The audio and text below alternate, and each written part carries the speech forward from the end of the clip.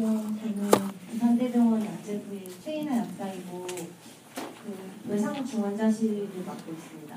간지는 2015년 12월에 처음 시작을 하게 됐거든요. 그래서 만으로는 2년이 넘었는데 그 모든 병원이 다 그러다시피 사람이 연말엔 모자라는 경우가 많아서 접었다가 폈다가 해가지고 실제로는 만 2년까지는 안 됐습니다.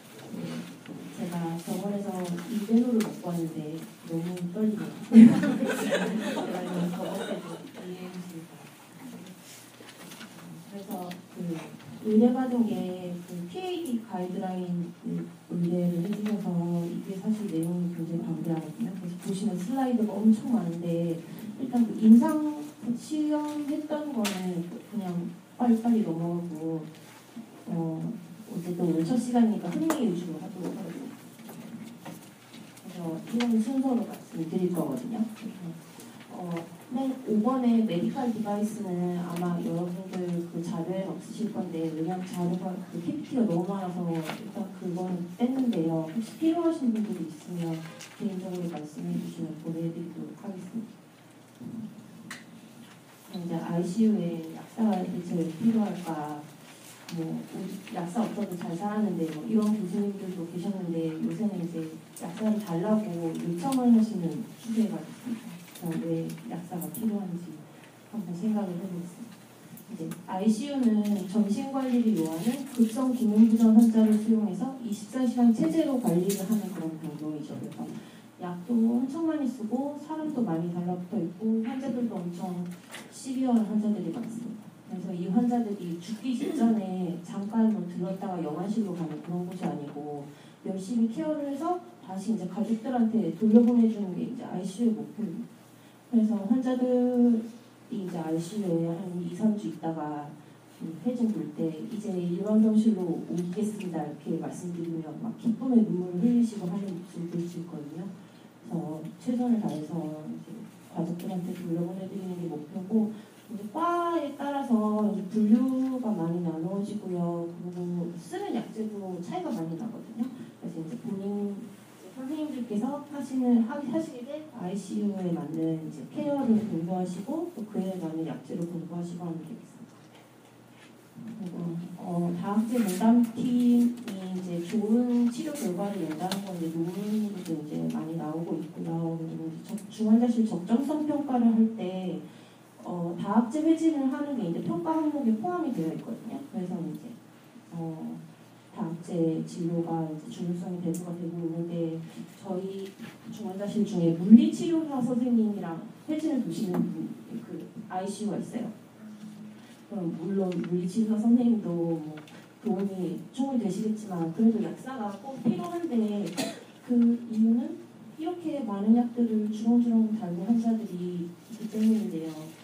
그리고 질환도 일단 많고 한 가지 병으로 오시는 분이 없거든요. 여러 가지 질환이 있고 그리고 질병의 경과가 어떻게 변할지 모릅니다.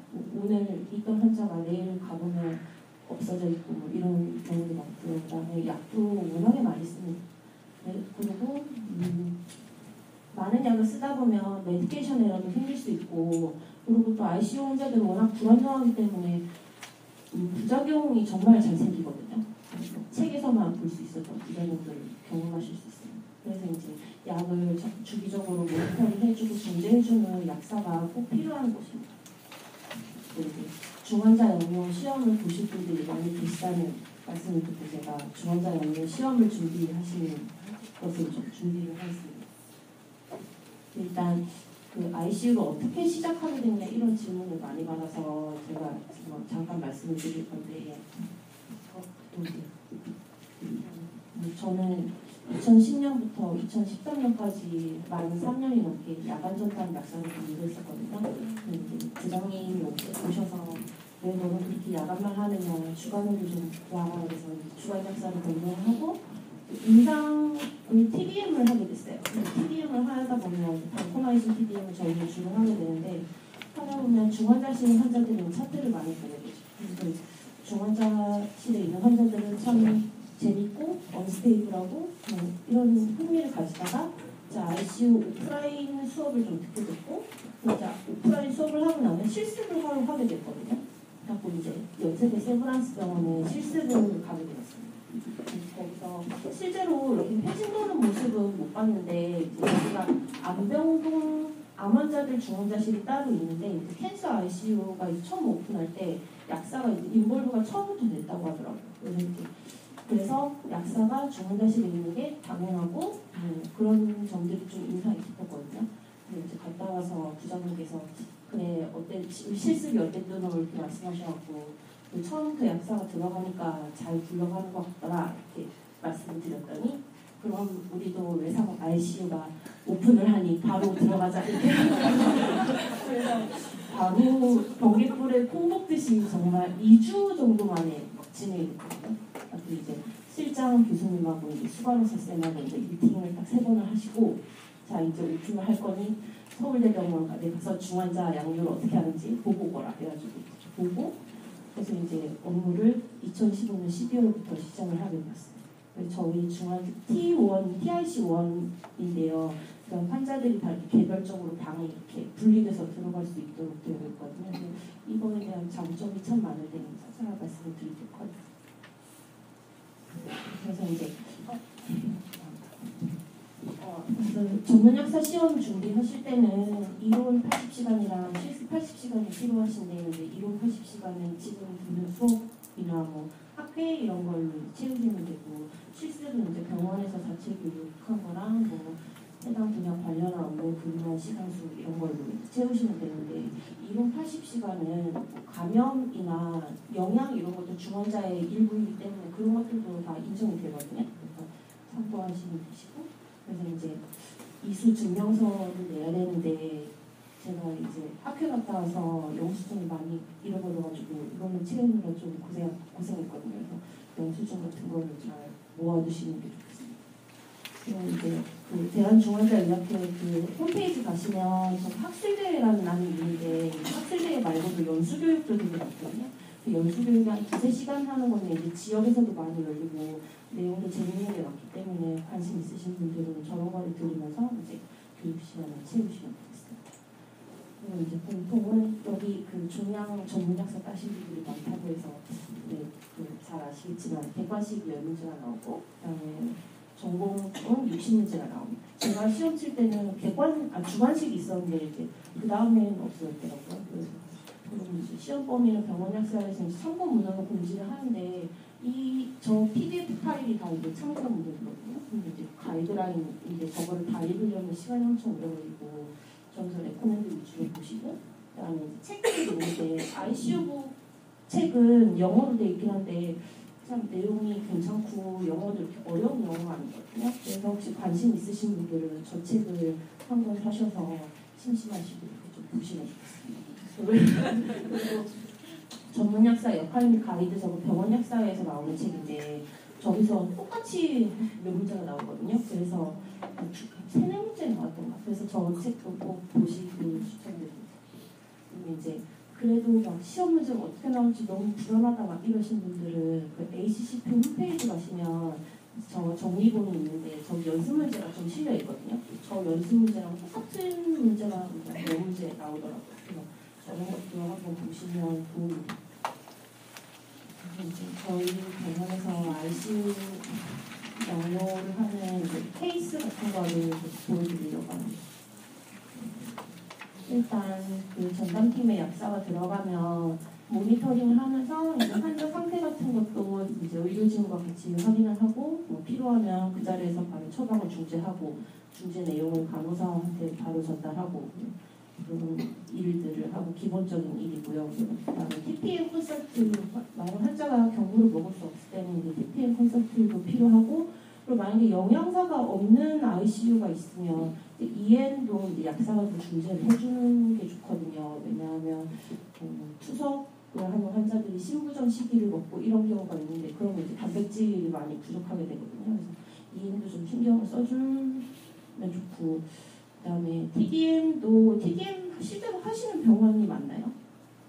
안 하시나요? 하시나요? 그 TDM도 이제 저희는 방포만신을 많이 하고 항정관제는 이제 진단검사의학과에서 하시거든요. 진단검사의학과에서 원망으로 하시는 경우가 종종 있습니다. 그래서 항상 약사가 이게 TDM이 제대로 됐는지 꼭 확인을 해야 됩니다. 그리고 워낙 부작용이 많이 생기는 환자들만 있다 보니 부작용 모니터링 잘 하고 의심약제가 있으면 이걸 끊어보자고 이제 중재를 해야 되고요.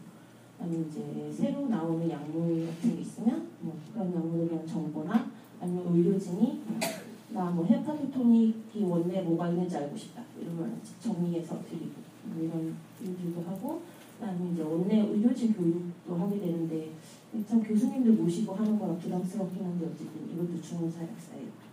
그다음에 일상 연구활동 해서 뭐 포스터를 쓰고 논문을 쓰고 이런 것들도 필요하고요. 그래서 궁극적으로는 환자를 약사의 눈으로 바라보면 됩니다. 이 무슨 약 때문에 이렇게 되는지, 무슨 약을 먹어서 부작용이 생기는지, 이 약을 먹고 나았는지 안 나았는지 이런 관점에서 보고 그것을 이제 의료진에게 전달하면 되는데요.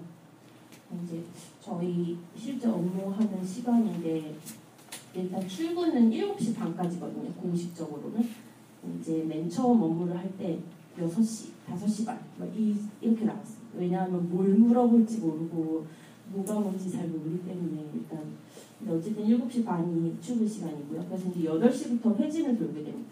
8시에 이제 환자 랩이나 뭐 그날 처방, 전날 이벤트 이런 것들을 이제 다 같이 모여서 확인을 하고 이제 확인을 한 다음에 실제로 이제 환자를 확인하면서 뭐 세데이션이 제대로 되고 있는지, 뭐 페인이 있는지, 뭐 그런 것들도 확인을 하게 되고요. 그래서 라운딩 하는 데는 한 1시간에서 환자가 없으면 1시간, 많으면 2시간 반 이 정도 됩니다.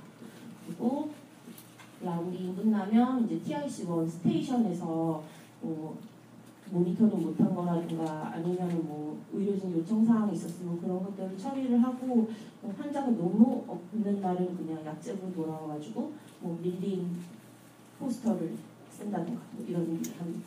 그리고 12시부터 1시까지 직장인들이 제일 좋아하는 점심시간이고 그리고 1시부터 3시까지는 이제 TDM이나 NST 컨설트 이런 거를 쓰고요. 월요일 같은 경우에 NST 회진을 또 따로 두거든요. 그래서 그런 일을 하고 3시에서 4시 반까지는 또 포스터를 또 쓴다든가 뭐 아니면 교수님이 무슨 이상한 자료를 요청하면 그런 찾는데 시간이 참 오래 걸리고 그런 것들을 처리하고 4시 반은 공식적인 퇴근 시간인데 ICU 처음 오픈할 때는 밤 11시, 11시 반 이렇게 됐습니다. 이제 모니터링 시트는 지금은 엑셀을 이용하고 있는데 그 전산에 반영을 해야 되는데 전산실 선생님이 너무 바쁘셔서 제 업무를 처리를 못 해주시더라고요. 그래서 일단 어떤 내용들이 있냐면 저 파란색 칸에 이제 뭐 나이랑 뭐 성별, 키, 몸무게 이런 거를 입력하고 뭐 스트레스 팩터 이런 것들을 입력하면 그 옆쪽에 이제 뭐 영양 요구량이 나오게 수식을 짰고 이제 어떤 질환으로 왔고 뭐 이런 것들을 그 다음 칸에 적었고 그리고 이제 제가 두는 과가 외과다 보니까 이제 내과적인 거는 컨설트를 진짜 많이 쓰거든요. 그래서 이제 컨설트 내용 같은 걸 확인하고 또 컨설트 내용이 정말 말도 안 되는 게 있을 때가 가끔 있어요. 그래서 이런 내용들도 확인하고 아니다 싶으면 이제 교수님 이건 아닌 것 같습니다. 이렇게 얘기를 드리고 그다음에 컬처도 이제 확인을 해서 환자가 쓰는 안티가 적절한지 이런 거를 파악을 해야 되고요. 그리고 그다음 칸에는 특별한 이벤트 같은 게 있으면 쓰고 그다음에 약제를 어떤 걸 쓰고 있는지 이 약이 언제 시작됐고 투약 일수가 얼마나 되는지 이런 걸 확인해서 끊어야 되는 약은 끊자고 얘기를 해야 되겠습니다. 그리고 이제 제가 못 모를 때 교수님 뭔가를 여쭤보셨는데 왠지 물어보면 바로 즉답을 해야 될 것 같은 그런 압박감이 있잖아요. 그래서 이제 말도 안 되는 말을 막 이렇게 얼버무리듯이 했는데 나중에 굉장히 혼난 경험이 있거든요. 그래서 이제 그 뒤로는 확실하지 않은 거 절대 그 자리에서 얘기하지 않습니다. 그리고 이제 찾아보고 뭐 말씀드리거나 아니면 이제 회진 돌면서 잠깐 짬이 날 때 검색해보고 이제 검색한 화면을 보여드리고 하거든요. 그러니까 이제 여러분도 그런 경험을 하지 마시라고 이제 제가 모바일로 많이 쓰는 것들을 모아놨는데 저기 인젝터블 저거는 공짜인데 이제 아이사이트 컴퓨터빌리티나 이런 거를 확인할 수 있어요. 그래서 제가 제일 좋아하는 것 중에 하나고 열병은 돈이 좀 듭니다. 그 다음에 보험 관련한 질문을 되게 많이 하시거든요. 이거 보험 되나요? 이렇게 하는데 사실 저희가 보험 기준을 다 외우기가 되게 어렵잖아요. 그래서 저기 심사 기준 중에도 하나 넣어놓고 뭐 이런 식으로 모바일을 적절히 활용하시는 분 있어요. 당황하시고 이제 바로 말해야 된다는 그 압박감에 아무 말이나 하시면 안 돼요. 이게 의료진이랑 신뢰가 떨어지는 문제이기 때문에 조심하셔야 되시고, 그래서 이제 처방 주제 케이스가 재밌죠. 그래서 케이스를 보여드리고 있습니다. 이 아저씨 보시면 이 CT 찍을 때 사진인데 CT 낑긴 거거든요. 엄청 오베지한 환자인데 이 우크라이나 사람이고 이제 배의 선장님이었어요. 근데 이제 선장님이 큰 작은 배에서 큰 배로 옮겨타시다가 사다리에서 6m에서 떨어지셨는데 지금 이제 골반뼈 같은 게 부러지고 뭐 그렇게 해서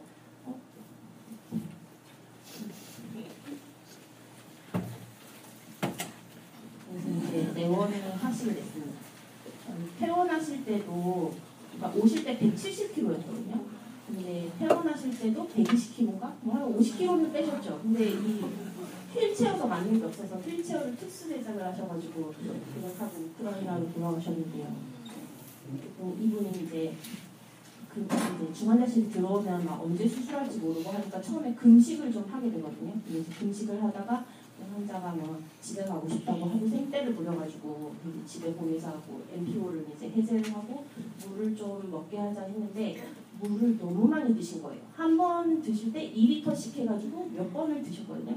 근데 이제 이분이 COPD, 그 흡연자였어요. 그러니까 헤비 스모커였는데 그런 사람들은 가래도 되게 많고 SpO2도 되게 안 나오고 그렇거든요. 그래서 이제 가래가 너무 많아서 이제 간호사 쌤이 이제 석션을 좀 하려고 했는데 석션 하다 보니까 이제 토를 하시는데 그 토를 너무 많이 하신 거예요. 그래서 2.5리터를 토를 하셨는데 그게 아스피레이션이 돼가지고 뭐 나중에는 심장 정지 와서 뭐 카디악 컴프레션도 하고 뭐 이렇게 됐습니다. 그래서 엑스레이 보시면 저희는 엑스레이 잘 모르지만 하얀 게 안 좋다는 건 알잖아요. 그래서 맨 왼쪽에 이제 그 이벤트 당시고 옆으로 가면 갈수록 점점 해지미세해지고 플루랄 입투전이 생기고 하는 거를 확인하실 수 있습니다. 그리고 그 PCO2 보시면 PCO2가 원래 45까지 맞죠? 45에서 50. 어쨌든 근데 이제 74, 80, 81.2 이런 식으로 PO2보다 PCO2가 더 높은 완전 전형적인 레스피레토리 애시도시스거든요. 그래서 보시면 HCO3가 이제 그거를 이제 보상하려고 점점 높아지는 그런 추세예요. 그래서 전형적인 애시도시스, 레스피레토리 애시도시스입니다. 그래서 이제 너무 심해서 이제 에크모를 달았고요. 이건 그 다음 날이랑 그 다다음 날 사진인데 보면 오른쪽 폐에 플루랄 입수전이 진짜 심하게 차는 것을 볼 수 있습니다. 그래서 이제 14일부터는 CRRT를 달아서 물을 빼기로 했어요. 그리고 이제 아스피레이션 뉴모니아니까 그 상기도 쪽에 현기균이 많이 있잖아요. 그래서 이제 현기균을 커버를 해야 되겠다는 것까지 좋았는데 피페라실린 파주박탐이랑 메트로니다졸 이렇게 두 가지를 같이 쓰시는 거예요. 그 현기균에 의한 뉴모니아는 피페라실린 파주박탐으로 커버가 충분히 될 것 같잖아요. 그리고 클린다마이신도 쓸 수 있지만 이거는 뭐 클로스트리디움 디피실 다이아리아도 잘 생길 수도 있고 그다음에 카바페렌은 또 너무 브로드하고 해서 그냥 메트로니다졸을 끊고 피페라실린 파주박탐을 쓰자 이렇게 말씀드리면 교수님이 이제 저희 외상외과는 흉부외과랑 외과랑 이렇게 두 가지 과가 있거든요. 우리 외과는 메트로니다졸 진짜 맹신해요. 이러면서 어쨌든 끊으셨는데 그래서 메트로니다졸 끊고 나면 피페라실린 파주박탐 단독으로 하기에는 환자가 너무 좀 시비어하고 그 폐가 엄청 하얗게 되시는 걸 봤지만 주물동 활동을 하기 때문에 다른 안티를 같이 써야 되는 것 같죠. 그래서 아코바이신을 써야 되는지 아니면 뭐 레보를 써야 되는지 고민하다가 이제 감염내과에 그냥 협진을 나가자요. 협진을 나가는데 아코바이신을 로딩을 페이지당 25를 주고 그다음에 7.5mg을 Q24에서 48로 주자 이렇게 레코멘드를 하신 거예요. 근데 이 환자가 170kg잖아요. 그래서 이제 로딩 도즈가 보면 4,250ml거든요. 저는 TDM을 2년 넘게 했는데 저만큼은 한 번에 줘본 적이 없습니다. 너무 줘보신 적 있어요? 줘보신 분? 저렇게 되면 환자가 어떻게 될지 궁금하긴 한데 저렇게 줄 수가 없습니다. 너무 쫄이거든요. 그래서 근데 이제 이 환자가 신장이 안 좋아서 CRRT를 간 거는 아니었잖아요. 그러니까 그냥 그 디퓨전을 빼기 위해서 간 거기 때문에 신기능은 그 정상이었고 해서 이렇게 주지 말고 그냥 로딩을 상식적으로 2g을 주고 그다음에 메인터넌스 도주로 1250 큐파를 주자. 그래서 이제 그렇게 하기로 했는데 밤에 출근하신 당직 교수님이 왜 감염내과가 시킨 대로 안 했지? 이러면서 1250 QD를 주말 동안 주신 거예요. 월요일날 출근하면 이제 눈물이 나죠. 그래서 이제 월요일날 회진을 가서 교수님 왜 이렇게 하셨어요? 바로 1250 큐팔로 올려요. 이렇게 말씀을 드리고 그래도 농도를 한번 보자 해서 봤더니 이게 측정치 이하거든요. 저희 병원 측정치 이하. 그래서 그렇다고 또 무한정 올릴 4250을 또 로딩할 수 없기 때문에 일단 1250 큐팔로 유지를 했고 그래서 한 4일 후에 TDM을 나갔더니 15에서 20을 맞추면 좋겠지만 일단 13.22로 그럭저럭 적절한 농도가 나왔습니다. 그래서 컨설트 내용에도 가끔 이상한 게 있기 때문에 이런 거는 약사가 좀 조제를 해줘야 되고 그다음에 이제 저렇게 오베트한 환자는 도대체 영양을 얼마나 줘야 될지 모르는 경우가 많잖아요. 그래서 그럴 때는 얼마나 줘야 돼요 하면 가이드라인에 맞춰서 뭐 추천을 하는데 뭐 또 너무 마른 환자들이 오는 경우가 있어요. 그러면 이제 너무 마른 환자들은 살을 좀 찌우고 싶잖아요. 그래서 막 30kg 막 이런데 스매프 500짜리를 막 달아주세요. 그럼 그런 것도 약사가 적절히 말리고 해야 됩니다. 그다음에 이번 환자는 48세 여자 환자고 이제 길 가다가 SUV에 부딪히셨어요. 그래서 보면 중간에 사진 보면 이제 폐가 이렇게 꽉 차 있어야 되잖아요. 가슴 안에. 근데 이게 폐가 잘려 나가서 쪼그라드는 거예요. 이 빈 공간이고 이제 우측 폐에 이제 손상을 입으시고 그다음에 이 사진 잘 안 보이는데 이 오른쪽 갈비뼈가 이렇게 막 몇 개가 나갔거든요. 그래서 이제 우측으로 충격을 크게 받고 이제 오신 거예요. 이게 수술장 사진인데 흑백으로 여러분이 흑백으로 잡아봤어요. 보면 중간에 저렇게 뭐라 해야 되지? 구멍처럼 나 있는 게 이게 기관지거든요. 기관지가 이제 폐랑 딱 떨어져 있는 상황이었어요. 그래서 원래는 이 두 개를 이어주려고 했는데 저 기관지에서 피가 계속 이렇게 뿜뿜 이렇게 나와가지고 그런 경우에 이제 코아듈로패시가 잘 오거든요.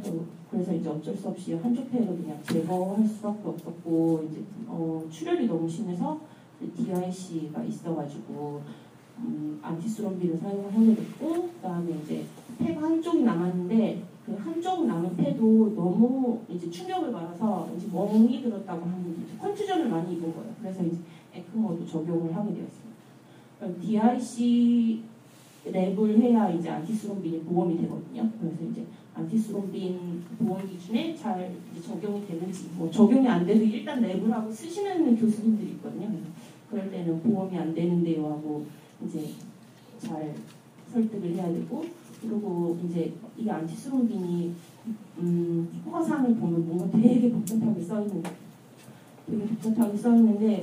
실제로 사용할 때는 첫날은 4개, 둘째 날, 셋째 날은 6개, 4, 6, 6 이렇게 쓰면 돼요. 그래서 이거를 그 긴 거를 읽어보시고 그래서 대충 어떻게 써야 되는 거야 뭐 이러시면 이제 첫날은 4개, 둘째 날, 셋째 날은 6개씩 쓰시라고 했습니다.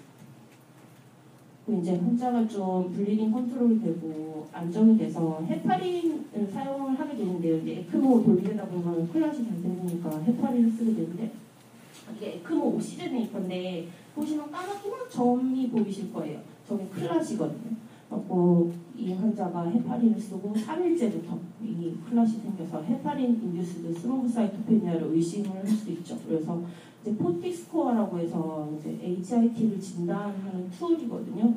그래서 여기서 이제 중등도 가능성이 있다 이렇게 돼가지고 아가트로반으로 변경을 하게 됐고 아가트로반으로 변경을 하면 그러면 A라인 패킹할 때는 대체 뭘 써야 돼요? 막 이런 질문이 나오거든요. 그러면 이제 아가트로반에 대한 그런 A라인 패킹의 자료가 없더라고요. 그래서 이럴 땐 그냥 NS로 패킹하시라고 말씀드려야 되고 자료가 없는 걸 여쭤보실 때 참 어렵죠. 그리고 이제 환자가 계속 볼륨 오버로드가 돼서 CRRT까지 에크모를 달았는데 CRRT까지 적용을 하게 됐고 센트럴 라인에서 이제 MRSA가 나오고 하나 남은 폐에 뉴모니아가 생긴 거예요. 그래서 이제 가장 쓸 수 있는 센 안티를 시작을 하게 됐고 방코랑 네로를 이제 스타트를 하게 됐죠. 근데 이제 브론키얼 워싱에서 계속 그람 네가티브 박슐라이가 나와서 대체 이게 왜 나오는 거냐 메로페넴을 쓰는데 뭐 이게 용량이 모자란 게 아니냐 하셔가지고 렉시콘토에 보니까 CRRT 도주로 메로페넴이 이제 Q8까지 쓸 수 있는 거 1g Q8까지 쓸 수 있는 거예요. 그래서 이게 최대 용량인데 한번 올려보시렵니까 해가지고 이제 올렸는데 3일 후에 시저를 하게 되었어요. 그래서 저는 죄인 같은 마음으로 메로페넴 때문에 그런 것 같습니다. 그리고 지금 감량을 하실 건지 아니면 안티를 바꾸실 건지 그렇게 문의를 했고 이제 안티를 바꾸게 되었어요. 폴리스틴으로 바꾸게 되었거든요. 그래서 폴리스틴으로 바꾸고 나서 며칠 후에 이제 ANC가 뚝뚝뚝뚝 떨어지기 시작하죠. 그래서 이제 드럭 인듀스드 뉴트로페니아를 의심을 하고 그때 썼던 안티가 세 가지였는데 폴리스틴, 방코, 미노사이클린 이렇게 세 가지였거든요. 그러면 사실 제일 최근에 투여한 약제가 범인일 것 같은 그런 심증이 들긴 하잖아요. 근데 이제 그 문헌을 찾아보면 방코마이신이 일주 이상 썼을 때 잘생기고 25g 이상 썼을 때 잘생긴다 이런 문헌이 있거든요. 그래서 방코를 일단 테이코로 한번 바꿔보는 게 어떻겠냐 해서 이제 방코로 방코를 테이코로 바꾸고 나서 이후에 이제 뉴트로페니아 호전되는 양상을 보였어요. 그래서 어떤 약 때문에 워낙 쓰는 약이 많기 때문에 어떤 약 때문에 이런 게 생기는지 이런 거를 좀 약사가 캐치를 해서 알려주는 게 필요합니다. 실제로 부작용을 중재하는 게 진짜 많습니다. 그리고 이제 테이코로 바꾸고 나서 이제 RFT가 좀 용량점이 낮아졌는데요. 사실 테이코는 방코보다 프로톡시시티가 그렇게 잘 나타나는 것 같지는 않거든요.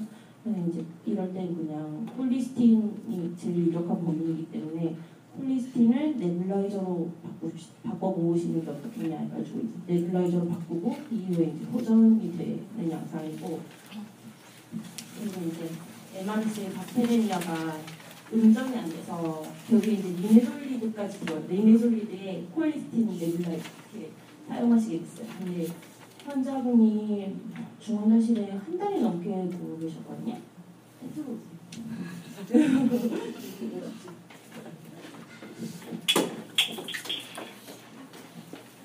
중환자실에 누워 있으면 자기 막 피가 밖으로 도는 게 보이잖아요. CRRT도 돌리고 에크모도 돌리고 하면 그거를 보면 사람이 제정신으로 있을 수가 없어요. 그래서 이렇게 딜리리움도 오고 우울해하고 계속 울고 막 그러거든요. 환자를 달래주는 차원에서 시어머니가 매일 병문안에 오셨는데 시어머니한테 라디오를 하나 가져오세요. 라디오를 가져오셨어요. 근데 이제 노래를 딱 트니까 나가거든 노래 조승우 노래 있잖아요. 그 노래가 나오는데 하루 종일 그 노래가 그렇게 울려 퍼지는 거예요. 가뜩이나 우울한 사람이 얼마나 우울하겠어요. 이제 계속 울고 잠도 거의 안 자고 계속 우셨어요. 그래서 MP 콘서트를 나갔어요. 네, MP 콘서트에서 에스시탈로프람을 쓰자고 했거든요. 이제 에스시탈로프람이랑 리네솔리드는 이제 같이 쓰면 세라토닌 신드롬의 위험이 있다고 되어 있거든요. 그래서 이제 교수님들한테 이거 두 개 같이 쓰면 세라토닌 신드롬 생길 수도 있는데 쓰실 거예요 이렇게 말하면 이렇게 부작용이 잘 생기는 환자들은 쓴다고 말씀하시는 그런 강큰 교수님 아무도 없습니다. 바로 에스시탈로프람을 끊고 리네솔리드 단독으로 하게 되었고요.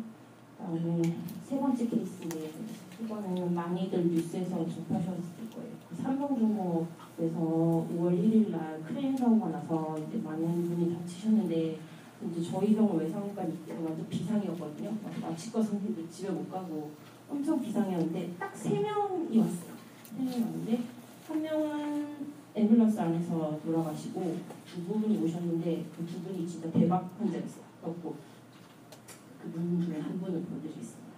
51세 남자 환자분이시고 왔을 때 바이탈 보시면 뭐 SBP 60이고 이제 다이아스톨릭은 아예 촉진이 안 되고 숨을 안 쉬시는 그런 상태였어요. 그래서 하이포블레미시아이라 오른쪽 다리 절단, 왼쪽 팔 절단, 그다음에 라이트 매시브 헤모스렉스, 그다음에 뭐 ICH 이런 것도 보시게 되었어요. 이제 첫날 엑스레이가 왼쪽 건데 보시면 왼쪽 폐가 이렇게 하얗게 보이는 게 뭔가 안 좋아 보이죠. 그리고 이 원래 살이 있어야 되는 부분에 지금 엠피세마가 있어서 이렇게 뭐라 해야 되지? 흐릿흐릿하게 보이는 거거든요. 그러니까 왼쪽으로 충격을 많이 받으신 상태고, 그리고 이거는 3일 후에 이제 CT를 찍기 전에 사진인데 보시면 오른쪽 다리 밑부분이 없으시고 왼쪽 팔 쪽에 절단되시고 익스터널 픽세이션 하고 계시고.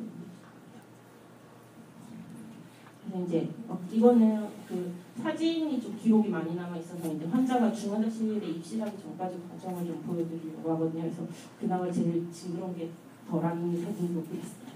그래서 일단 왔을 때 그 응급실에 도착하자마자 심정지가 왔는데요. 그러니까 외상에 의한 심정지 같은 경우에는 이제 오픈 카디악 마사지라고 해서 막 드라마나 영화에서 이렇게 가슴을 열고 막 심장을 주무르는 그거의 인디케이션이 되거든요. 그래서 보시면 왼쪽 분은 오픈 카디악 마사지를 하고 계신 거고, 그다음에 오른쪽 분은 에크모, VA 에크모를 막 넣고 계신 모습이거든요. 그래서 이제 환자가 출혈이 진짜 심했어요. 그래서 피를 뚝뚝뚝 흘리면서 이제 65번 수술방으로 들어가셨어요. 이제 수술장 모습이고 보면 BP가 63에 46 이렇거든요. 정상이 뭐 120에 80 이렇죠. 그래서 굉장히 하이포볼레미션이 심했고 이제 수술 마치고 나왔을 때 이제 모습이거든요. 참 그리고 이제 오시죠. 왼쪽에 보시면 에크모 있고 그다음에 뒤에 보시면 CRRT 있고 그리고 이제 장음 있는지 들어보시는 중. 그래서 이제 이렇게 앰퓨테이션 환자들은 앰퓨테이션 부위가 엄청 크면 이제 그게 이제 몸무게랑 연관이 있잖아요. 그래서 이런 환자 같은 경우에는 이제 얼마나 몸무게가 없어졌는지 이런 거를 좀 확인을 해서 나중에 약용량 같은 거를 뭐 결정할 때도 도움이 되기 때문에 이런 사이트를 하나 정도 알고 계시면 좋고 이렇게 저 파란 부분을 클릭하면 그 부위가 이렇게 잘린 것처럼 계산이 돼요. 이제 환자가 바이탈이 잡히고 나면 그 다음은 이제 감염과의 싸움이 시작이 되거든요. 뭐 폐렴이나 울드 인펙션 이런 게 잘 생기는데 이제 환자가 스테노트로포몰라스 말토필리아가 자라게 돼서 트리메수프림을 사용을 하게 됐어요.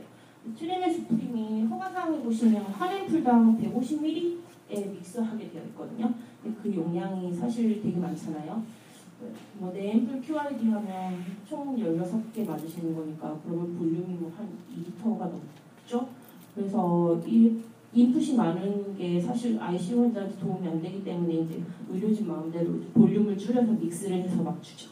이제 그럴 때는 이제 만약에 좀 크리티컬한 이유가 있으면 말려야 되는데 트리메수프린 같은 경우에는 이게 너무 농축해서 쓸 경우에는 그 침전이 생기는 경우가 있거든요. 그래서 침전이 생김으로 교수님 이렇게 쓰시면 안 되고 허가사항을 지키십시오. 그래서 최대 농축할 수 있는 농도가 한 앰플당 75ml거든요. 그래서 이렇게 세바트린 4앰플을 5% 덱스트로즈 300에 믹스해서 하는 걸로 처방을 변경을 하였고요. 그럼 이제 환자가 하이포글레믹 샥이 있으면 그 뇌로 산소가 잘 안 가게 돼서 또 뇌도 좀 안 좋아지거든요. 그래서 이제 환자가 시저 라이트 모션이 나타나서 데파코트를 쓰게 됐는데 6월 15일자로 이제 ESBL 파지티브 클랩시엘라 뉴모니아가 자라서 메로페넴 스타트를 하게 되었어요. 두 가지 약을 쓰면 데파코트 농도가 진짜 안 나오거든요. 그래서 TDM 실제로 해보시면 보실 수 있는데 10, 뭐 20 데파코트를 아무리 많이 줘도 10, 20 막 이렇게밖에 안 나와요.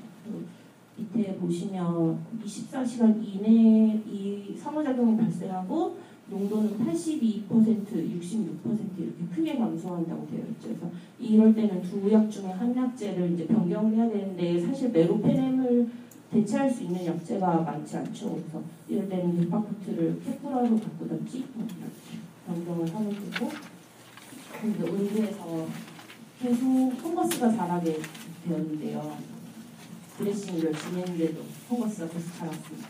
그래서 이제 원래 말카폰진을 썼는데 암포테리신 B로 바꾸게 되었고, 이제 감염내과에서 바꾸게 됐고, 풍기류를 쓰기 전에 프리 메디케이션을 해줘라 이렇게 답변이 왔는데 보시면 환자가 열이 진짜 많이 납니다. 뭐 38.6도, 38.2도 이게 쿨링 패드를 켜고서 지금 이 정도 열이 나는 거거든요.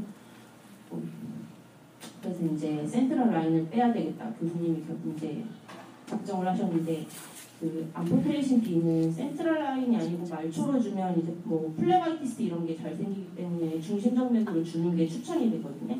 그래서 이제 교수님 말초로 주시면 안 됩니다. 그냥 PICC를 꼽아주세요. 이렇게 하면 이제 PICC 의뢰가 나가게 되죠.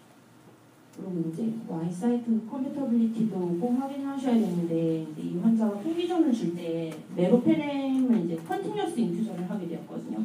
베타락탐을 컨티뉴어스 인퓨전을 하는 게 뭐 도움이 된다. 뭐 이런 이론적인 그러니까 실제적인 거는 잘 모르지만 이론적으로 더 좋기 때문에 어쨌든 컨티뉴어스 인퓨전을 하게 되는데 두 개 이제 통기전이 6시간 이상 줘야 되기 때문에 두 개가 같이 들어가는 시간이 생긴단 말이에요.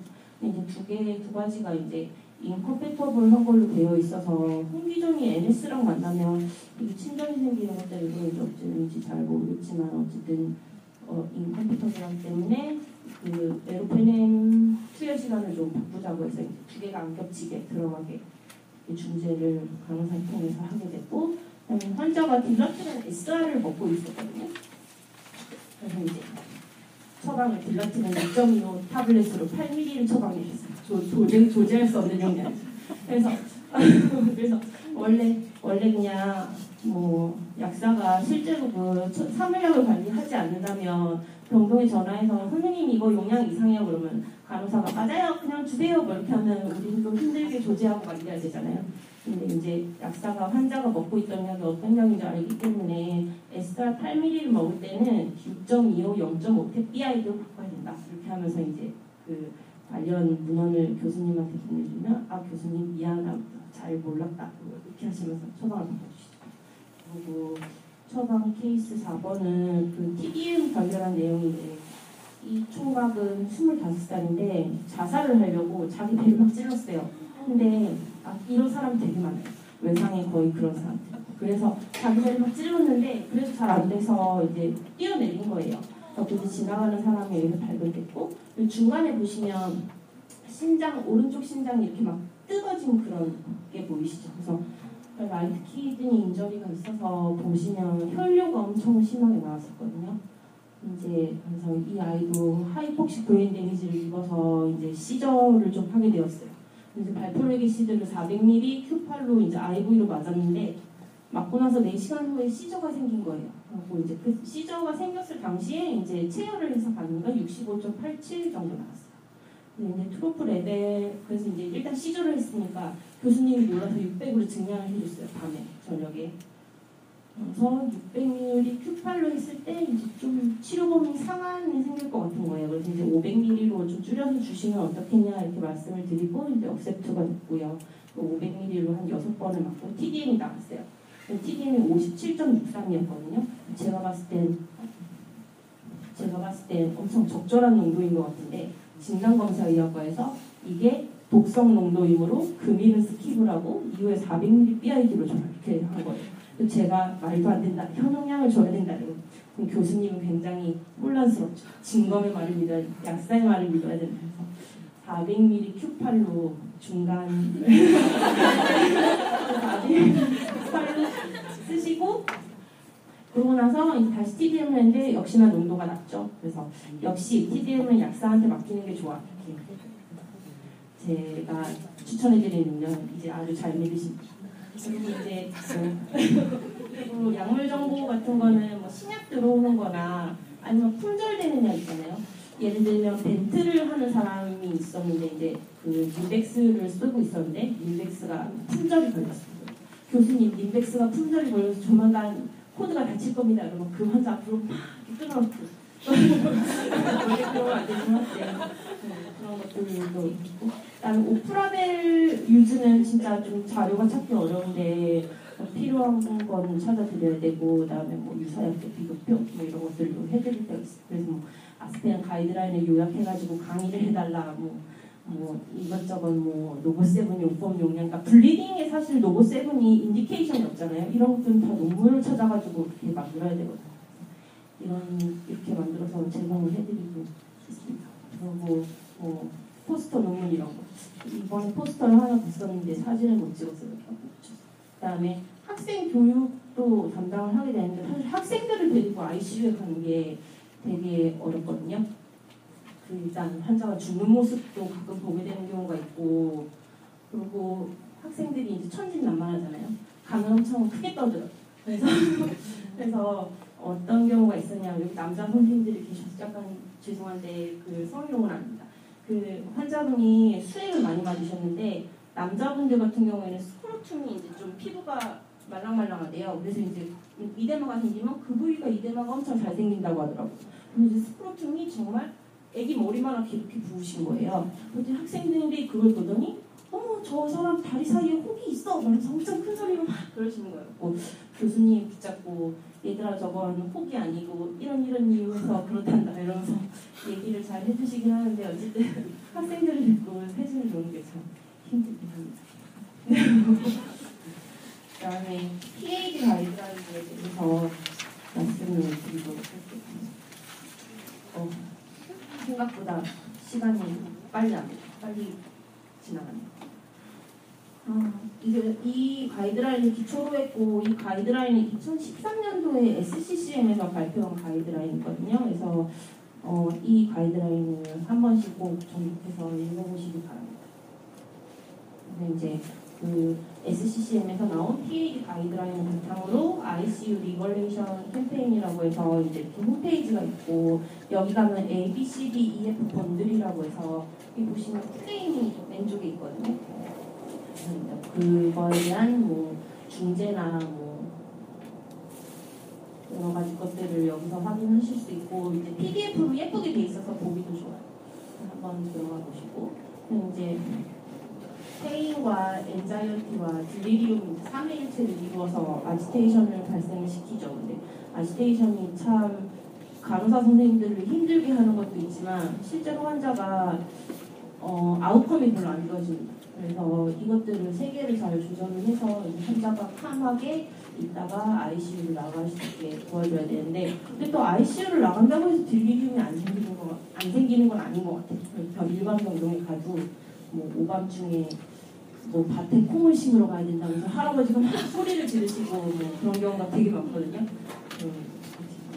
그래서 페인을 모니터링할 때는 여기 툴이 있거든요. CPAP이랑 NRS랑 BTS를 이용해서 페인이 얼마나 있는지 모니터링을 하고, 페인이 있으면 진통제를 줘야 돼요.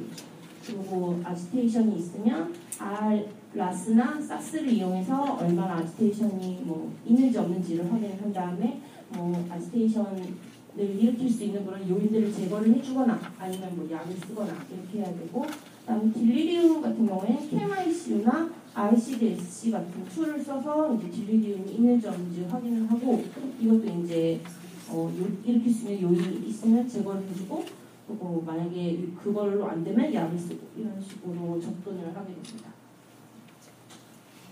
그래서 이제 페인부터 말씀을 드리면, 환자가 아픈지 안 아픈지 이제 정기적으로 체크를 해서 이제 NRS가 4점 이상, BPS가 6점 이상, CPAP이 3점 이상, 이게 초과로 돼 있어서 약간 좀 어려운데, 어쨌든 NRS 4점, BPS 6점, CPAP 3점 이렇게 되면 페인이 있다고 간주를 합니다. 그래서 페인이 있으면 치료를 해야 되죠. 그래서 30분 이내에 진통제를 투여를 하게 되고, 진통제를 놔주고 나서 이제 페인이 없어졌는지 다시 리어세스를 하게 되고, 그다음에 논 파마콜로지컬 트리트먼트도 이제 병행을 하게 되고요. 그다음에 이제 뭐 이걸로도 안 되면 뭐 약을 써라 뭐 이렇게 되어 있고, 그다음에 통증은 생기고 나서 치료하는 것보다 이제 예방이 최선인데, 이제 환자가 많이 아픈 그런 프로시저를 받기 전에 진통제를 놔줘서 페인이 생기는 걸 예방을 하거나, 그리고 이제 페인을 먼저 치료하고 세데이션을 그 다음에 이런 것들이 가이드라인이 있습니다. 옛날에는 세데이션을 엄청 줄창하고 이제 진통제를 안 놔주고 이런 경우가 있다고 했는데, 그게 별로 아웃컴이 좋지 않기 때문에 이런 점들이 있고요. 그래서 이제 툴을 어떤 걸 사용하는지 좀 알려드리겠습니다. NRS라는 거는 이제 환자가 직접 내가 얼마나 아픈지를 표현을 하는 거거든요. 0점에서 10점까지 해서 이제 자기가 몇 점 정도 아픈지를 표현을 하는 거예요. 근데 이제 ICU에 있는 환자들은 보통 다 세데이션이 돼 있거나 막 뭐 하이폭시 브레인 데미지 있고 하면 자기 표현을 잘 못하거나 뭐 이렇게 되죠. 그런 경우에 다른 툴을 써야 되는데 BPS라는 툴이고 이제 얼굴 표정이나 상지 같은 걸 보고 환자가 얼마나 현재 아픈지 이런 것들을 모니터링을 합니다. 그래서 이제 한 3점이나 4점 정도 되면 교수님이 회진 돌 때 간호사쌤한테 왜 환자가 빵긋빵긋 웃게 못 만드냐면서 이제 막 화를 내시는데 실제로 이렇게 화내시고 간호사 선생님이랑 의사 선생님이랑 사이에 뭔가 마찰이 되게 많더라고요. 그래서 중간에서 좀 곤란할 때가 있는데 어쨌든 그런 툴을 이용하고 이제 한국말로 표현한 거거든요. 사진을 보면 알 수 있습니다. 그리고 CPAT이라는 툴이고 CPAT은 BPS랑 거의 비슷한데요. 보면 발성이라는 게 있거든요.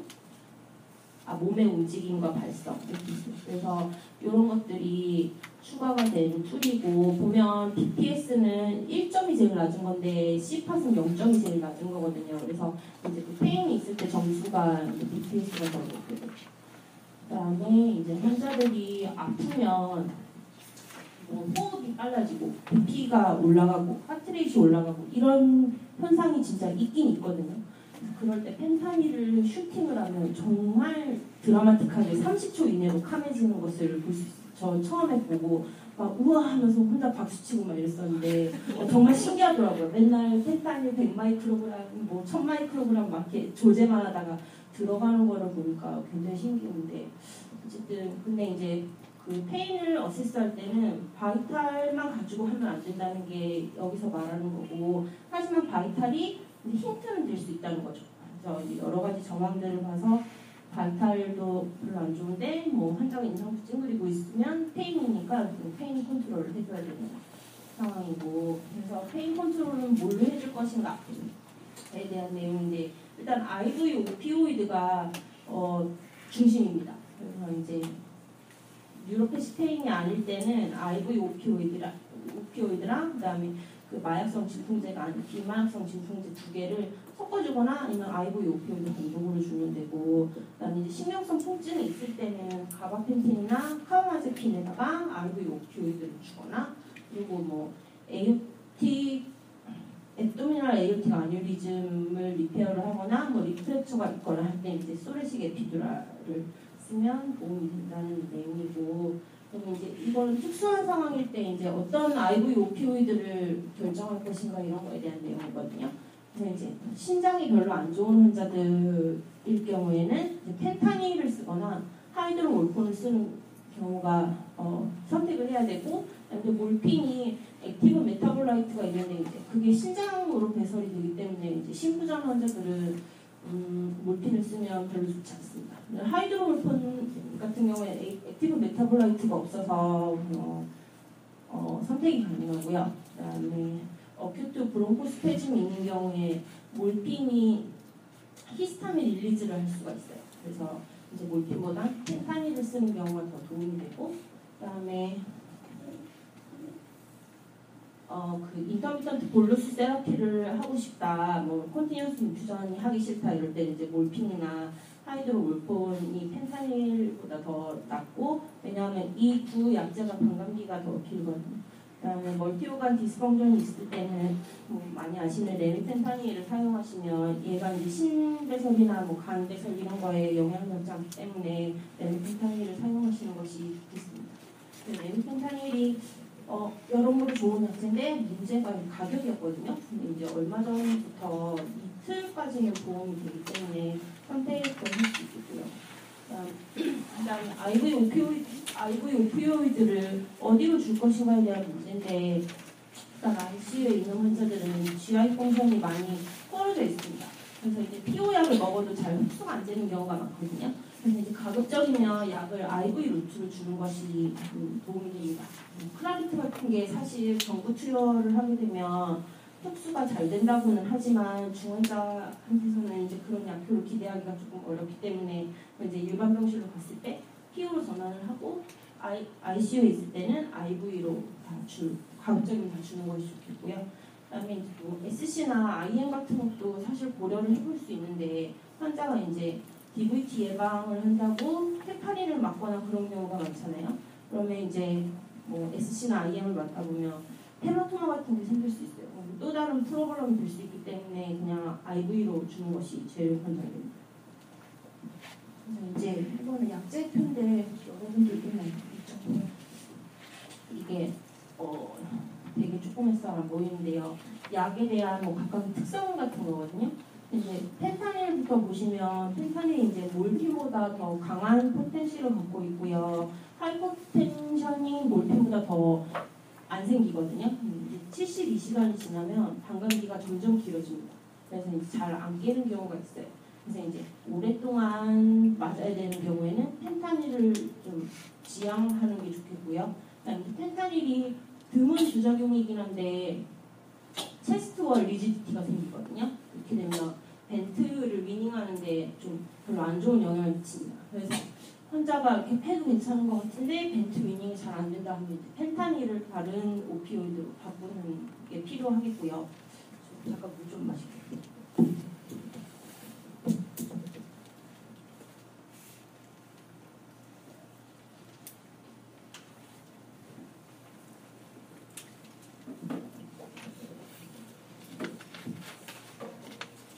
혹시 말 안 바르나요?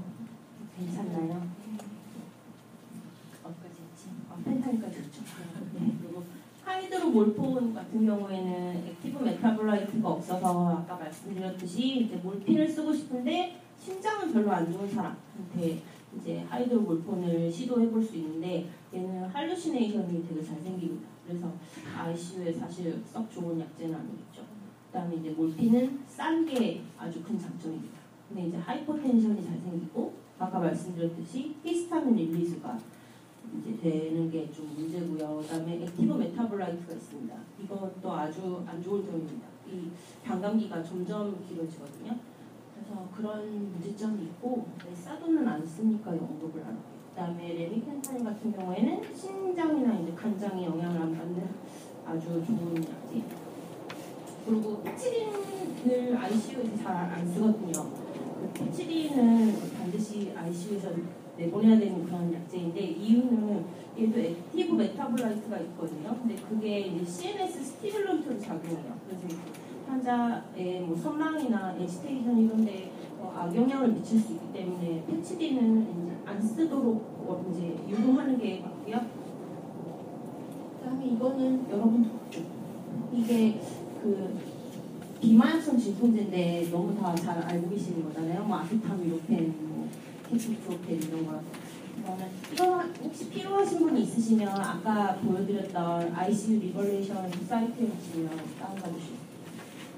근데 이제 상황 민감성 반감기라고 해서 이제 투여 시간이 점점 길어질수록 반감기가 점점 길어지는 것을 볼 수 있는데 펜타닐 같은 경우에 진짜 심하고요. 알펜타닐이나 서펜타닐 같은 경우도 맞으면서 점점 길어지는 것을 볼 수 있습니다. 레미펜타닐은 그런 작용이 없어서 아주 좋은 약이라고 할 수 있습니다. 그리고 이제 환자가 아픈 프로시저를 하기 전에 약을 진통제를 먼저 주자 이런 건데 제가 회진을 돌다가 이제 환자가 들어왔어요. 근데 이제 환자가 신한 환자가 들어와서 어떤 처치를 받는지 이런 게 궁금하잖아요. 그래서 이제 교수님이 같이 구경을 가자 해서 따라간 적이 있었습니다. 근데 환자를 이렇게 엑스레이를 찍으려고 이렇게 돌리는 과정이 있었는데 그때 정말 사람이 낼 수 없는 비명을 지르더라고요. 그래서 이 터닝이 정말 어떤 환자한테는 고통이 될 수 있습니다. 그래서 이런 경우나 아니면 체스트 튜브를 뺄 때 그리고 운드 드레싱 할 때도 되게 아프거든요. 그래서 만약 조제하시다 보면 페치린을 이제 운드 케어 하기 전에 놔주시는 거를 또 종종 보실 수 있겠습니다. 그리고 드레인 리무발이나 그다음에 A라인 인서션 하는 것도 진짜 아프다 하거든요. 근데 또 이게 잘 안 된대요. 그래서 몇 번씩 하다 보면 환자가 욕을 하면 간호사한테 욕을 하면서 막 그런 모습을 볼 수 있습니다. 그래서 아픈 것들을 하기 전에는 이제 진통제를 주고 아니면 그러니까 약물요법이 아닌 비약물요법으로 하는 게 좋겠다 이런 내용이고요. 이제 만약에 급성 통증이 왔을 때는 어떻게 약을 쓰면 되느냐 이런 내용인데 혹시 있죠? 보면 이제 급성 통증이 왔을 땐 제가 아까 말씀드린 펜타닐 슈팅 진짜 잘 믿습니다. 1분 안에 환자가 정말 카미고. 근데 만약에 이거를 맞았는데도 계속 아프거나 아니면 재발을하거나 하면 이제 펜타닐을 인퓨전을 해주고 이제 인퓨전 하는 중간중간에 이제 급성 통증이 왔을 때는 슈팅을 또 한 번씩 해주는 게 있고요. 그다음에 이제 뭐 마약을 쭉 쓰던 사람이 어깨트 페인이 왔을 때 이런 경우는 사실 잘 없잖아요. 그래서 이거는 넘어가도록 하겠습니다. 그리고 이제 ICU에서 나가서 이제 일반 병실로 옮길 계획이 있는 환자는 이제 오랄 오피오이드 이제 옥시코돈 같은 걸로 이제 체인지를 하고 그 중간중간 아플 때는 이제 펜타닐 슈팅이나 아니면 뭐 PCA를 달아주면 되겠습니다. 펜타닐이 진짜 잘했어요. 그래서 레코멘데이션은 일단 페인은 주기적으로 모니터링, 어세스를 해야 되고요. 그다음에 이제 환자가 직접 내가 얼마나 아프다를 표현하는 게 제일 좋은데 중환자실 환자들은 그런 경우가 좀 드물기 때문에 그럴 때는 이제 BPS나 CPAP 같은 툴을 써가지고 얼마나 이제 페인이 있는지를 확인을 하면 됩니다. 그리고 바이탈 사인만 가지고 페인을 어세스하면 안 된다 하는 내용이 있고, 그다음에 뭐 통증이 오는 프로시저를 하기 전에 이제 트리트를 해주는 게 좋겠고, 그다음에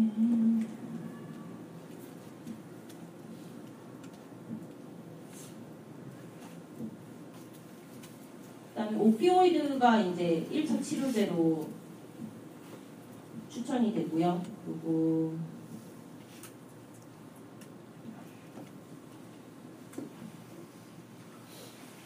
논 오피오이드를 썼을 때 이제 오피오이드 용량을 줄일 수, 오피오이드 스페어링 이펙트를 기대할 수 있고, 그래서 이제 오피오이드 관련한 사이드 이펙트 같은 거를 좀 감소시킬 수 있기 때문에 비만성 진통제를 사용하는 것을 권장을 하고, 그다음에 신경성 통증에는 가바펜틴이나 카바마제핀을 쓸 것을 권장하고 있고요. 그다음에 뭐 아까 말씀드렸던 AAA나 뭐 트라우마틱 리프렉처 이런 데는 이제 소레식 에피두라를 고려해 볼 수 있다 이렇게 되어 있습니다. 그다음에 세데이션에 대한 얘기인데요. 세데이션은 환자를 진정을 안 시키면 간호사를 괴롭히죠. 뭐 난리 난동을 부리고 뭐 관을 뽑으려고 하고 뛰쳐나오려고 하고 그리고 너무 많이 재우면 또 문제가 되죠. 그래서 이 균형을 잡는 것이 중요합니다.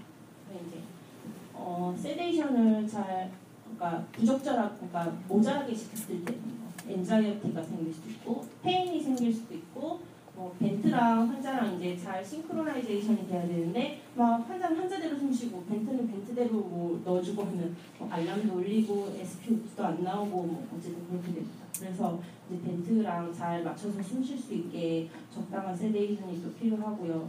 그리고 에지테이션이 진짜 간호사들을 너무 힘들게 합니다. 제가 ICU 스테이션에 앉아 있었는데 환자가 자기 튜브를 뽑으려고 손이 이렇게 가는 거예요. 하고 누구를 부를 새도 없어가지고 제가 이렇게 하니까 정말 간호사들 3명이서 빛의 속도로 뛰어가서 환자를 막 이렇게 결박하고 이거 뽑으면 어떡할 거예요? 이러면서 막 소리를 지르는 거예요. 그래서 이게 뽑고 나면 주치의를 불러서 다시 인투를 해야 되고 되게 면목이 없는 상황이 되는 것 같더라고요. 그래서 이런 것들을 좀 잘 조절할 수 있게 적당한 세데이션이 필요하고요. 그다음에 만약에 환자가 잘 이렇게 세데이션이 안 되고 막 잉그리고 징징대고 하면 이제 환자 보호자들 면회 와서 우리 환자 왜 이렇게 아프게 놔두는 거예요? 막 이렇게 불평불만, 교수님을 자꾸 불평불만합니다.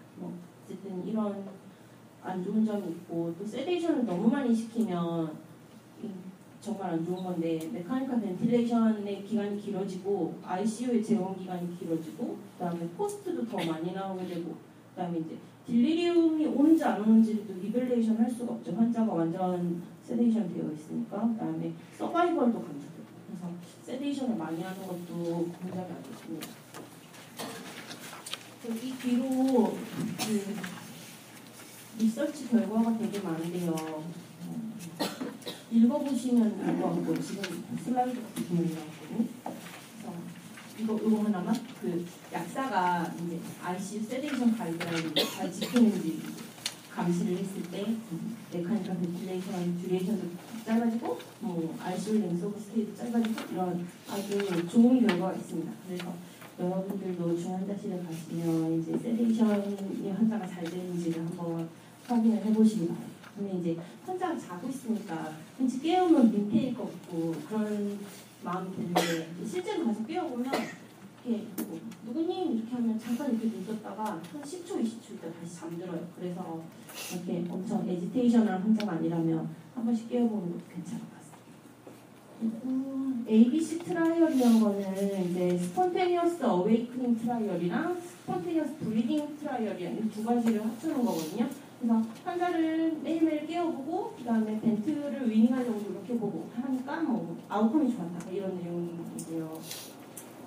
그리고 이제 에지테이션을 확인하는 툴 중에 하나인데 세데이션을 확인하는 툴 중에 하나거든요. 삭스라고 해서 1, 2, 3, 4, 5, 6, 7 이렇게 스코어가 있고 이제 3에서 4가 목표입니다. 그리고 이제 5, 6, 7로 갈수록 환자가 점점 싸나워지는 거고 1에서 2는 너무 세데이션 된 거거든요. 세데이티브를 좀 꺼야 되는 경우가 있습니다. 그리고 이제 이거는 라스라고 해서 사스랑 거의 비슷한데 어쨌든 타겟은 -2에서 0점이거든요. 이제 가서 보시면 이렇게 환자한테 누구님 이렇게 하면 잠깐 눈을 떴다가 한 10초, 20초 아무 말도 안 시키면 다시 잠들어요. 그리고 이렇게 물어보면 원래 몸무게 얼마셨어요? 이러면 또 눈 떠서 몇 킬로? 이러고 다시 되게 신기하더라고요. 그게 목표고 이제 1, 2, 3, 4로 갈수록 점점 이제 위험한 거거든요. 이제 환자를 결박하게 되고 뭐 이렇게 억제대하게 되고 억제대하면 또 딜리리움이 오고 어쨌든 그런 악순환이 있기 때문에 세데이션을 0에서 -2로 잘 맞춰야 되고 그다음에 이제 세데이티브를 이제 비교한 건데 각각의 특징이 있거든요. 일단 벤조디아제핀은 이제 불안을 좀 가라앉혀 줄 수 있어요. 이제 벤조디아제핀의 안 좋은 점은 딜리리움을 유발할 수 있어요. 그래서 요새는 로라제팜, 미다졸람 이런 거를 ICU에서 내쫓는 게 추세예요.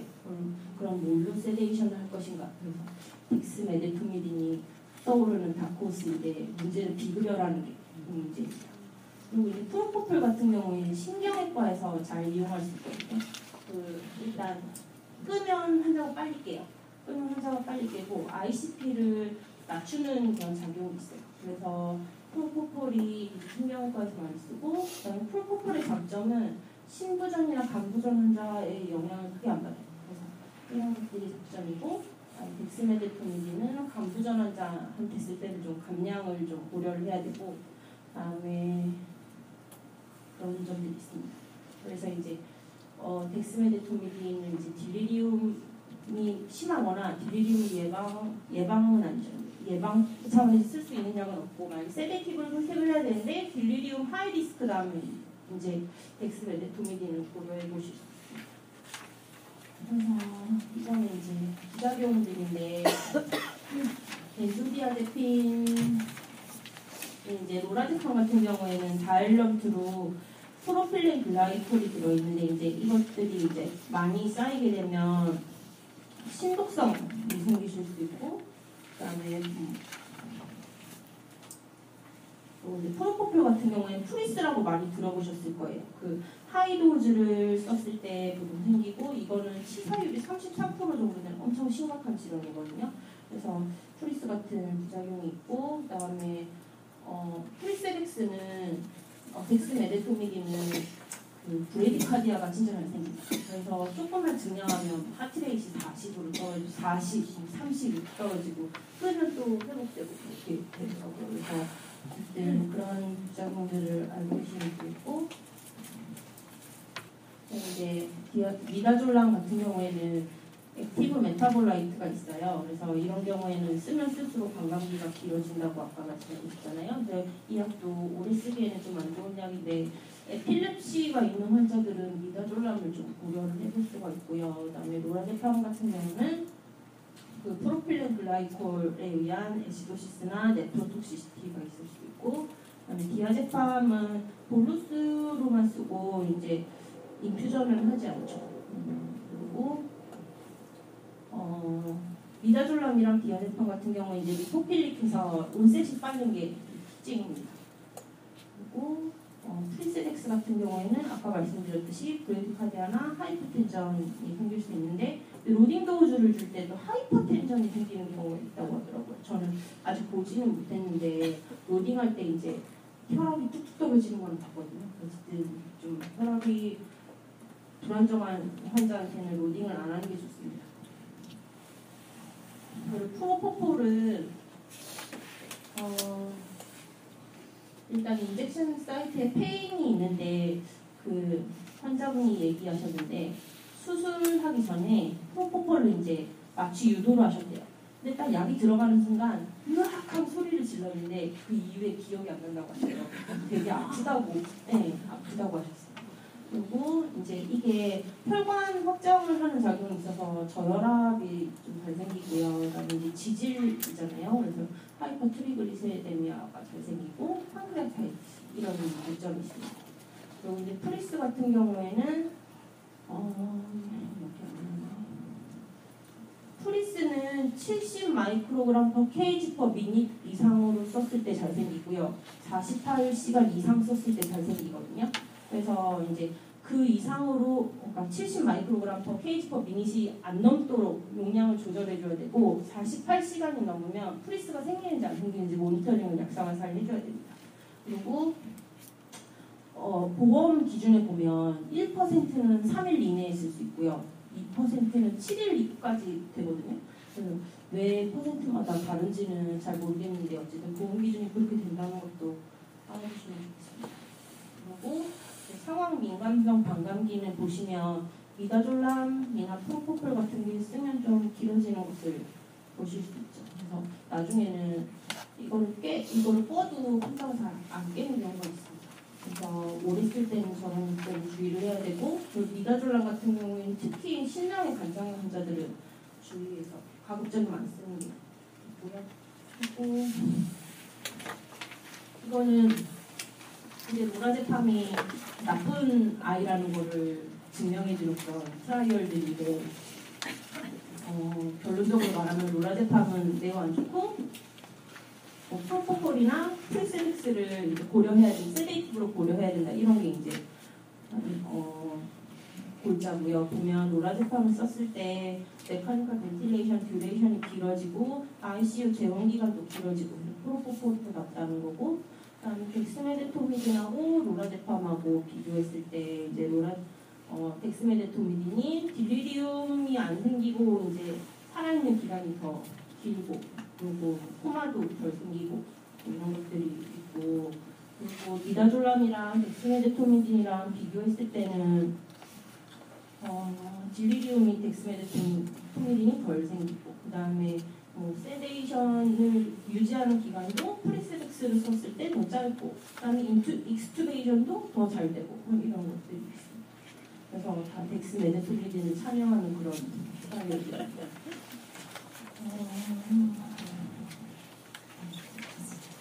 그리고 아날고 세데이션이라는 얘기를 많이 들어보셨을 텐데요. 이제 진통제를 먼저 쓰고 그다음에 이제 세데이션을 하는 것이 이제 아까 레코멘데이션이 있었잖아요. 이거는 진통제를 세데이션 역할로 쓰는 거죠. 진통제만 썼을 때랑 진통제랑 세데이션이랑 같이 썼을 때랑 비교하는 실험이거든요. 그래서 세데이션을 더 하는 게 좋다. 근데 물론 리미테이션도 있기 때문에 한번 읽어보시고, 그래서 이제 레코멘데이션은 ICU 환자들은 이제 세데이션이 얼마나 되는지 우리가 타겟한 목표로 잘 이루어지고 있는지, 부르면 깼다가 10초 후에 눈 감는지를 이렇게 매일매일 체크를 해야 되고, 라스랑 사스를 이용해서 체크를 하시면 되고, 그다음에 이제 만약에 환자가 시저 같은 것 때문에 이제 풀로 재우게 되는 경우가 있을 때는 EEB를 체크를 해가지고 이제 논 컨벌지브 시저가 있는지 그런 거를 확인하라고 이제 레코멘데이션이 있고요. 그다음에 이제 가장 라이트 세데이션을 시켜라. 너무 푹 재우지 말고. 그다음에 이제 데일리 세데이티브 인터럽션을 하라고 하는데, 이제 간호사들이 한 7시에서 7시 반쯤 되면 세데이티브를 이제 거의 꺼요. 그래서 이제 교수님들이 돌 때쯤 되면 환자가 일어나게 이렇게 하거든요. 교수님들이 돌면서 환자가 멘탈이 어떤지 여기 어디예요? 뭐 하면은 학교입니다. 이런 사람들이 있단 말이에요. 그럼 MBA 컨설턴트 이렇게 그러고 그다음에 세데이션 뭐 프로토콜이랑 체크리스트 같은 게 이제 각각 ICU마다 다 있을 거예요. 저희도 있거든요. 그래서 이런 것들을 이용해서 세데이션 매니지먼트를 하고 그다음에 세데이션만 시키면 안 되고 반드시 진통제를 먼저 이게 중요한 개념이고요. 그다음에 네. 됐어요?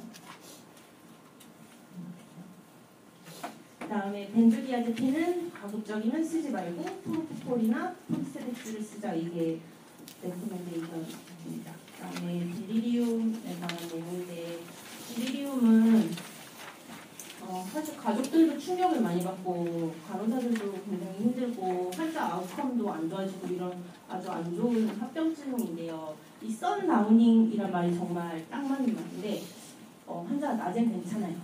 밤이 딱 되면 막 난리굿을 펴요. 난리굿을 펴서 치료실에 갇혀서 소리를 지르고 뭐 하다가 한 새벽 3, 4시쯤에 잠이 들어요. 그래서 이제 아침에 회진 갈 때쯤에는 비몽사몽이에요. 교수님이 어제 난리친 거 기억나요? 하면 막 이렇게 모르겠다는 표정을 막 지어요. 그러니까 기억을 잘 못해요. 그래서 정말 저 표현이 딱 맞는데 어쨌든 급성 뇌부전 이렇게 생각하시면 되거든요. 그래서 이제 딜리리움이 항상 난리치는 것만 있는 것은 아니고 하이퍼 액티브 딜리리움도 있다는 것을 염두에 두셔야 되는데 한번 본 적이 있는데 환자가 뭐 난리치는 건 아니고 눈을 굴리는데 이렇게 일반 정상인이 눈을 굴리는 게 아니라 정말 이렇게 그 만화에서 나오는 것처럼 이렇게 눈을 굴리시더라고요. 그래서 그런 딜리리움도 있다는 것을 좀 알고셨으면 좋겠고, 그래서 이제 벤트를 한 환자들은 50%에서 80%가 생기고요. 이제 덜 심각한 환자들도 20%에서 50%가 생기는 뭐 많이들 경험하는 그런 증상입니다. 그래서 이제 ICU에 입실할 때 간호사들이 이제 환자 보호자한테 설명을 하면서 이런 증상이 생길 수 있다는 것을 미리 얘기를 합니다. 가족들을 못 알아볼 수도 있고 헛소리를 할 수도 있다. 이렇게 얘기를 해서 이제 나중에 충격을 덜 받게 미리 얘기를 하고, 그다음에 딜리리움이 생기면 재원 기간이 길어지고 모탈리티가 증가하고 재원 기간이 길어지니까 돈도 많이 들고 이런 안 좋은 아웃컴이랑 연관이 됩니다. 모탈리티가 증가하고요. 그 다음에 환자가 퇴원하고 나서도 좀 치매 비슷하게 인지장애 같은 거를 겪는 경우가 많거든요. 그래서 이런 거를 안 겪도록 좀 해야 됩니다. 그래서 리스크 팩터를 보시면 ICU에 들어오는 환자 중에 여기 중에 거의 안 들어가는 사람이 아무도 없어요. 보면 뭐 노인, 술, 그다음에 코그니티브 임페어먼트, 디프레션, 하이퍼텐전. 뭐 하이퍼텐전 나이 드신 건 거의 다 있잖아요. 그래서 안 드는 게 거의 없어요. 그리고 또 비전이랑 히어링 임페어먼트도 저 안에 들어가는데 환자가 뭐 안경을 끼거나 보청기를 끼던 환자인데 이제 그런 거를 빼놓으면 딜리리움이 더 심해집니다. 그래서 그럴 때는 안경을 씌워주고 보청기를 갖고 오라 해서 껴주고 뭐 이렇게 하면 좀 더 내리는 경우가 있어요. 그리고 뭐 실제로 병 때문에 그런 경우도 있고 에시도시스나 뭐 아네미아 아니면 전해질 불균형 이런 것들 때문에 생길 수도 있고요. 그러면 이제 못 움직이게 하고 억제를 해놓고 하면 이제 그것 때문에 더 촉발될 수도 있고 약 때문에 생기는 경우도 있고요. 그다음에 잠을 못 자니까 사람이 잠을 못 자는 게 진짜 큰 고문 중에 하나잖아요. 그래서 그 사람 잠을 못 자게 하면 딜리리움이 오는 경우도 있고. 그래서 밤에 되면 불을 꺼주고 이제 잘 수 있는 환경을 만들어주는 게 중요하고요.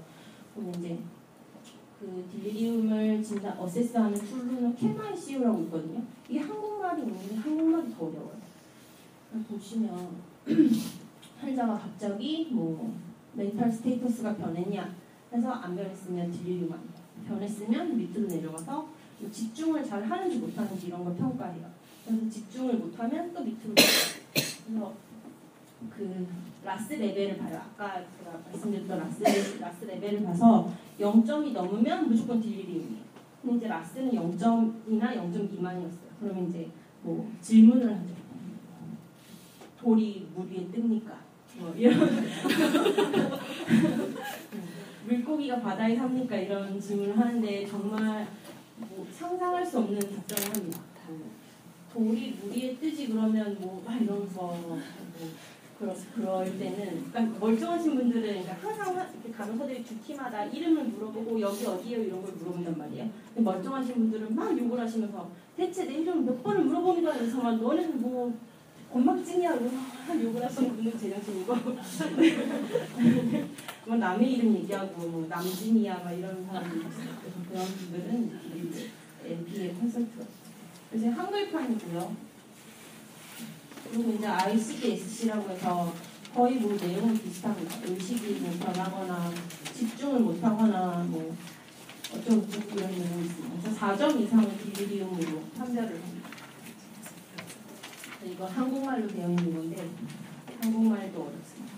근데 이제 딜리리움이 생기면 어떻게 환자를 도와줄 것인가에 대해서 스탑, 싱크, 라스트 메디케이트인데 하나씩 보시면 스탑은 필요 없는 약을 끊는 거예요.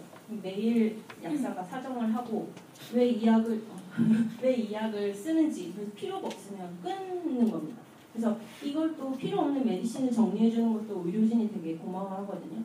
그래서 매일매일 필요 없는 약들을 사정을 해야 되고 그 다음에 이 약이 적당한 양으로 들어가고 있는지 이것도 확인을 해야 됩니다. 그 기본적인 사항인데 예를 들면 신부전이 있거나 간부전이 있거나 하는 환자들이 그냥 일반 환자 용량으로 맞게 되면 오버도수가 되고 그거에 따른 이제 어드베스 이벤트가 되는 거죠. 그래서 그것 때문에 딜리리움이 생기지는 않는지 아니면 환자가 고령이면 뭐 랩들은 정상으로 보이더라도 클리어런스가 떨어집니다. 그래서 이런 경우는 좀 약을 조절을 할 필요가 있고 그다음에 이제 그 드럭 익스포저를 줄일 이제 계획을 세워야 되는데 제가 아까 말씀드렸던 그 환자를 계속 깨워서 세데이티브를 좀 덜 들어가게 한다거나 뭐 이런 것들이 필요하겠습니다. 근데 이제 딜리리움 리스크 팩터 범위는 로라제팜이다. 이거 내용이 로라제팜을 쓰지 말자는 얘기고 그래서 이제 메디케이션에 의한 딜리리움에 대한 얘기인데 이거는 좀 약사님들이 알고 계실 필요가 있습니다. 그래서 이제 폴리파마시를 가급적이면 피하고 필요 없는 약들은 다 정리를 해서 환자한테 안 들어가게 해야 되고요. 그다음에 이제 이게 환자가 늘상 먹던 약을 갑자기 끊어서 생기는 건 아닌지도 한번 고민을 해야 됩니다. 이렇게 벤조디아제품 한 포씩 드시던 분들이 이제 갑자기 안 들어가면 그런 경우가 있거든요.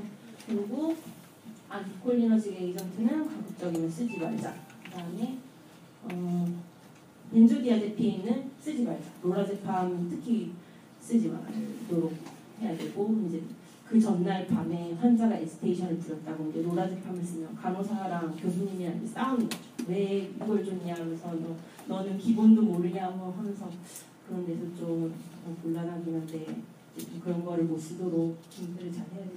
그 다음에 콜티코스테로이드 같은 것도 이제 최소량만 쓸 수 있도록 하고 오피오이드도 최소량만 쓰는 게 좋잖아요. 그래서 그럴 경우에는 이제 비마약성 진통제를 맥스 도수를 넣어서 이제 최대한 마약성 진통제를 덜 쓸 수 있도록. 그 다음에 메토클로프라마이드도 이제 쓰지 말아요. 가급적이면 쓰지 않았으면 좋겠는데 환자들이 잘 먹는 게 안 내려가고 보미팅을 하고 하면 어쩔 수 없이 쓰게 되는 경우가 있죠. 그래서 그럴 때는 부작용을 잘 모니터링하고 좀 약간 눈빛이 이상해진다면 메토클로프라마이드를 끊어야 돼요.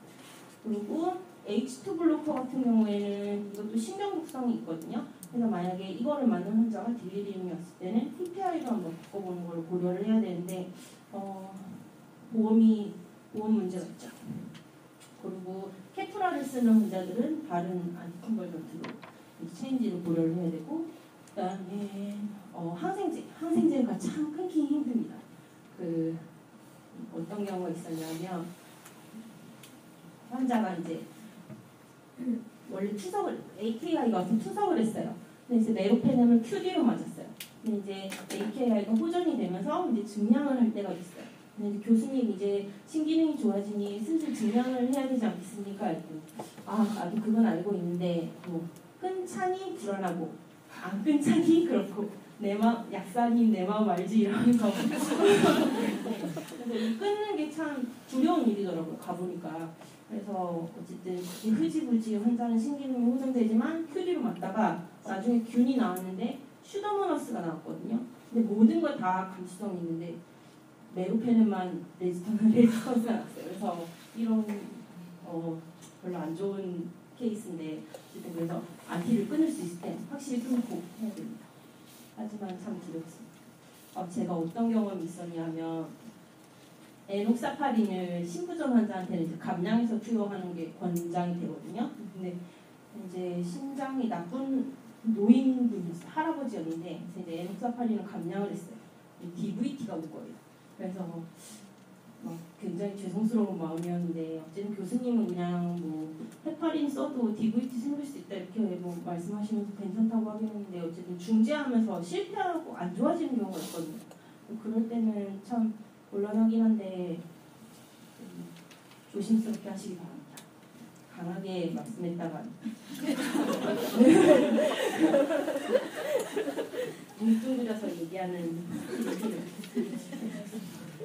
그리고 만약에 환자가 뭐 탈수가 됐거나 뭐 전해질 이상이 생기거나 할 때는 이제 이뇨제를 줄일 필요가 없나 이런 것들을 좀 고려를 해야 되고요. 그다음에 만약에 농도가 높았을 때 딜리리움을 생길 수 있게 하는 약제가 있다면 농도 측정을 뭐 해봐라 이런 내용이 있는데 사실 약제 농도 측정하는 게 쉽지는 않아서 좀 권장사항일 뿐입니다. 그리고 이제 싱크라는 건데요. 이 환자가 딜리리움이 생기면 혹시 톡식 시츄에이션에 있진 않은지 예를 들면 뭐 신부전이나 탈수나 뭐 이런 것들이 있진 않은지 뭐 고려를 해봐야 되고 뭐 하이폭세미아가 있진 않은지 뭐 인펙션이나 sepsis가 있진 않은지 못 움직이게 하는 건 아닌지 그리고 이제 논 파마콜로지컬 인터벤션을 좀 해주고 그러니까 가족들이 있는 게 되게 도움이 되더라고요. 그래서 저희는 이제 그 병실이 하나씩 분리가 되어 있잖아요. 그래서 어떤 할아버지가 너무 간호사들을 괴롭혔어요. 마누라라면서 만지고 되게 막 욕하고 이래서 너무 안 되겠다고 그래서 교수님이 할머니를 병실에 같이 넣었거든요. 근데 이제 할머니가 이제 할아버지가 땡깡분이면 이렇게 찰싹찰싹 한 대 때리고 되게 좋더라고요. 간호사는 때릴 수 없잖아요. 그래서 어쨌든 그런 약물 외 방법으로 인터벤션을 해주면 좋고 뭐 외국에 보니까 ICU 강아지가 있어요. 그래서 ICU에서 키우는 강아지도 있고 ICU에서 하프를 치면서 이렇게 하는 뮤직 세라피 이런 것도 있고 여러 가지 방법이 있어요. 그런 것들이 있고 그래서 딜리리움의 치료에는 일단 빨리 알아채는 게 중요하고요. 그다음에 리스크 팩터를 모디파이를 해야 되고 세데이션은 프리셋했어요. 그리고 프로포폴로 고려해볼 수 있고 그다음에 벤조디아제피는 쓰지 말자. 그리고 할로페리돌이나 그 세로켓 같은 거는 예방으로 쓰는 거는 권장되지 않는다. 그리고 딜리리움이었을 때는 딜리리움이 왔는데 이 환자가 QT가 연장돼 있다. 그러면 이제 안티사이코틱을 쓰는 거를 하지 말아야 된다. 이런 것들이 레코멘데이션. 그래서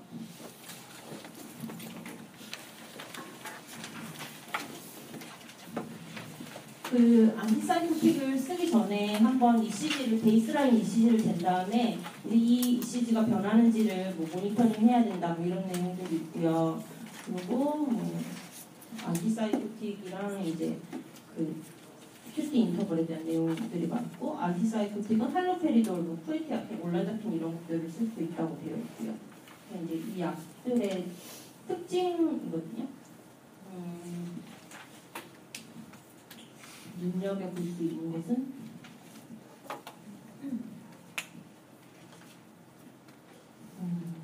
이대로 받아들이시면 되는데 그 뒤에 이제 치료 방법이 나와요. 치료 방법은 일단 환자 딜리리움이 있으면 딜리리움이 생길 수 있는 모든 리스크 팩터를 제거를 하려고 노력을 해야 되고요. 그리고 이제 논 파마콜로지컬 인터벤션을 해야 되고 뭐 여기 좀 보청기를 띄워준다거나 뭐 이런 거. 아니면 계속 여기 뭐 여기 학교야 뭐 어디야 이러면 여기 병원이에요 하면서 간호사가 계속 가르쳐줍니다. 여기 병원이라면서 네, 중환자실이에요 그렇게 가르쳐주고. 그리고 딜리리움 에지테이션을 동반한 딜리리움이 있으면 만약에 에지테이션이 마일드하면 할로페리돈에 세로케를 줘라 이렇게 되어 있고요. 만약에 시비어한 에지테이션이 있어요. 막 뭐 라인을 뽑으려고 하고 하면 덱스메데토미딘 인퓨전을 해라 이렇게 되어 있습니다. 그리고 딜리리움은 있는데 에지테이션은 없어요.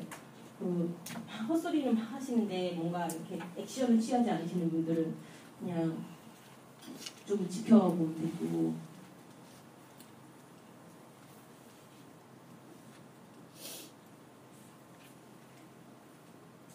큐티 인터벌이 괜찮으면 할로페리돌에 푸이티아핀을 좀 잠깐만요. 제가 헷갈렸어요. 딜리리움은 있는데 에지테이션은 없고 대신 좀 딜리리움 심톰이 있어서 약간 이렇게 귀찮은 환자들 있잖아요. 뭐 그런 환자들은 아까 마일드 에지테이션을 필요할 때처럼 할로페리돌에 푸이티아핀을 주고, 여기 딜리리움은 있는데 뭐 우리를 귀찮게 하지 않는 환자는 좀 약을 주는 게 오히려 더 도움이 안 될 수 있기 때문에 약을 안 주는 게 도움이 되고, 그다음에 딜리리움이 있고 에지테이션이 마일드하고 뭐 이렇게 귀찮게 좀 하는데 큐티 인터벌이 연장돼 있어요. 그럴 때는 리스페리돈을 쓸 수 있고 환자가 MPO일 때는 발프루릭 애시드를 쓸 수 있다고 되어 있어요. 이렇게 알고 계시면 되고, 어쨌든 제일 많이 쓰게 되는 거 할로페리돌이랑 큐티아핀을 제일 많이 쓰게 되고 거의 뭐 ICU 환자들 다 깔고 있죠. 그래서 레코멘데이션을 보시면 루틴하게 딜리리움이 있는지 체크를 해야 되고, 그리고 캠ICU나 ICD-SC를 써가지고 툴을 이걸 이용하면 되고, 뭐 환자를 빨리 움직이게 하면 좋아요. 계속 침대에만 누워있게 하면 별로 안 좋고, 그다음에 밤에는 잘 수 있도록 도와주는 게 좋고, 그다음에 리바스티그민을 쓰지 않도록 해야 되고, 그리고 톨사대에 꼬랑이 생길 수 있는 환자들은 안티사이코틱을 안 쓰는 게 좋겠고, 그다음에 벤조디아제핀을 쓰지 말자. 오늘 기억하실 건 벤조디아제핀을 쓰지 말자. 그리고 이거는 의식 수준 사정하는 건데 뭐 PAD 가이드라인에 들지는 않지만 여러 번 없죠. 이 개념을 알고 계시면 돼요. 이렇게 사진 돌 때 오늘 환자 멘탈이 어때? 이러면 교수님 드라우지예요. 이러면 드라우지가 어떤 상태인지 누구한테 물어보기도 그렇고 막 이러잖아요. 그래서 제가 간단히 정리했습니다. 밑에 거 물어보실게요. 간단하니까. 일단 얼로트는 환자가 이제 멀쩡한 거예요. 그리고 드라우지는 아까 말씀드렸듯이 눈을 감고 있어요. 근데 이제 누구님 하고 부르면 일어나요. 그리고 여기 어디요? 그럼 병원 이러고 다시 잠들어요. 이런 사람 드라우지, 딱 그 세데이션 좋은 상태이고, 스투퍼는 가슴이 빵빵 치면서 누구님 일어나요, 아침이에요 이러면 이제 눈을 떴다가 다시 금방 감아버리고, 이렇게 강한 자극을 줘야 일어나는 경우는 스투퍼라고 하고, 세미코마는 말은 안 통해요. 말은 안 통하는데 그렇게 석션하고 이러면 막 이러는데 네, 이런 반응을 보이면 세미코마고, 코마는 모든 자극에 반응이 없는 상태를 말합니다. 그래서 ICU에서 제일 많이 보시게 되는 환자들은 드라우지나 스코어 정도 보시죠. 그다음에 GCS는 아파치2 스코어라고 해서 이제 중환자가 얼마나 중한가를 이제 매기는 점수가 있거든요. 그 중에 하나 이제 들어가는 목록 중에 하나인데 이렇게 되어 있고요. 뭐 눈을 자기가 알아서 뜨고 뭐 이렇게 여기가 어딘지 알고 뭐 어떻게 해보세요 할 때 따라하면 만점입니다. 15점입니다. 네, 15점입니다. 그래서 만점이 15점이고 빵점이 3점입니다. 그래서 이런 게 있다는 거를 알아주시면 좋겠습니다. 그 다음에 메디컬 디바이스를 하고 나면 시간이 놓치죠. 일단 ICU에서 저희가 많이 쓰는 기계들을 좀 갖다 놨거든요. 여기 이거는 아마 없으시 그냥 이렇게 한번 보시면 돼요. 이런 기계들이 있구나 하면서 내 환자가 이걸 끼고 있으면 어떤 처치를 받고 있구나, 이런 것들을 그냥 아시라고 준비했거든요. 누구한테 물어보기 참 그렇잖아요. 간호사한테 선생님 이거 뭐예요? 물어보면 네, 물론 친절하게 알려주는 사람도 있겠지만 간호사들은 보통 약사를 싫어하죠. 그래서 어쨌든 네, 하나씩 간단하게 말씀드리겠습니다. 이거는 환자 감시 장치라고 환자 이 머리맡에 보면 다들 달려 있을 거예요. 그래서 보면 여러 가지 인자들이 뭐 하트레이트, 뭐 SpO2 여러 가지 것들이 있는데 이거는 이제 어떤 모듈을 끼느냐에 따라서 이 팩터들이 달라지거든요. 그래서 하트레이트 볼 수 있고 BP도 볼 수 있고 밑에 있는 빨간색 BP는 이제 눈 BP일 거예요. 이렇게 그냥 커프 껴서 재는 거 있잖아요. 그런 거고 뭐 ABP를 재는 경우도 있고요. 그래서 가로 안에 있는 건 민BP라고 해서 시스톨릭이랑 다이아스톨릭의 평균이거든요. 그래서 민BP가 제일 중요한 인자이기 때문에 민BP를 잘 봐두시면 되고 그다음에 CVP, 그러니까 지금 하나, 둘, 셋, 네 번째 파란색은 CVP거든요. 옛날에는 볼륨이 부족한지 안 부족한지를 CVP로 이제 확인한다고 했는데 요새는 그런 개념이 없어서 CVP가 뭐 볼륨 스테이터스를 반영하는 건 아니고 참고로 할 수 있다 이렇게 되어 있어요. 그래서 환자 감시 장치가 있고 그다음에 스테이션에 가면 이렇게 중앙 모니터가 있거든요. 간단하게 그냥 환자 심전도랑 뭐 호흡 어떻게 하는지 이런 것들을 볼 수 있어요. 그리고 이제 환자 이송할 때 뭐 필요한 이동형 환자 감시 장치 침대에 매달 수 있거든요. 아까 베드사이드 모니터를 사실 띄어서 이렇게 침대에 달 수도 있긴 있어요. 근데 이렇게 뭐 꼭대기에 달려 있고 부피도 크고 하니까 이동형 환자 감시 장치를 이용하면 되고요. 그다음에 비스비스타는 뇌파를 측정해서 점수로 나오거든요. 여기 보시면 숫자 있죠. 52점 이렇게. 그래서 의식이 환자가 돌아오는지 안 돌아오는지 이런 거를 확인할 때 쓰고 뭐 로컬 같은 데서는 성형외과 이런 데서 수술할 때 왜 환자가 진정중 각성 뭐 이런 얘기 들어보셨죠? 수술하는데 정신을 깨있는데 뭐 막 못 움직인다 이런 거를 감지할 때 쓰는 용도로도 사용합니다. 그다음에 EV천은 학회 가면 파는 거를 많이 보실 수 있어요. 이거는 이제 원리가 이렇거든요. 환자한테 차가운 루멘셀라인 주입을 한번 하고 나서 이제 페모랄 아터리에서 이제 이 차가운 셀라인이 얼마나 열이 희석되는지를 확인하는 거예요. 그래서 이거를 통해서 이제 볼륨이 얼마나 있는지 아니면 뭐 심장 관련한 그런 팩터들이 뭐 어떻게 되는지 이런 것들을 확인할 수 있어요. 그래서 볼륨 세라피 할 때 도움이 많이 되고 그래서 이제 이건 알아두시면 좋은데 혹시 필요하신 분들 있으시면 제가 보내드릴게요. 그다음에 뭐 뇌압 감시 장치 있는데 ICP 모니터링 하는 거거든요. 그래서 정상 수치는 이 정도 되고 그래서 막 트라우마틱 브레인 인저리 입은 사람들은 20, 30 막 이렇게 엄청 올라가시는 분들이 있어요. 그러면 사실 회복이 어렵고 정상 범위 저렇고 기계는 저렇게 생겼고 이 모듈을 또 베드사이드 모니터에 달 수 있어요. 그럼 베드사이드 모니터에서 뇌압을 볼 수도 있어요.